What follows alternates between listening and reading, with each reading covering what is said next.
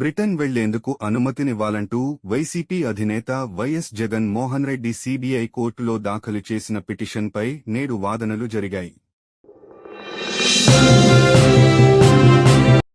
CBI తన వాదనలు వినిపిస్తూ జగన్ విదేశీ పర్యటనకు అనుమతినివ్వవద్దని కోర్టును కోరింది. జగన్ తరపు న్యాయవాదులు కూడా తమ వాదనలు వినిపించారు. అనంతరం కోర్టు తన నిర్ణయాన్ని ఈ నెల 27కు వాయిదా వేసింది. విదేశీ పర్యటనకు అనుమతినివ్వాలని కోరుతూ జగన్, వైసీపీ రాజ్యసభ సభ్యుడు విజయసాయిరెడ్డి వేర్వేరుగా నాంపల్లి సీబీఐ కోర్టులో పిటిషన్లు దాఖలు చేశారు. దీనిపై నిన్న విచారణ జరిగింది.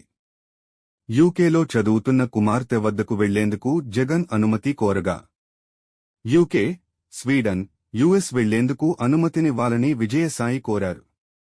అక్రమాస్తుల కేసులో జగన్, విజయసాయిరెడ్డి ఏ1, ఏ2 నిందితులుగా ఉన్నారు. నిన్న వాదనల అనంతరం విచారణను నేటికి వాయిదా వేసింది.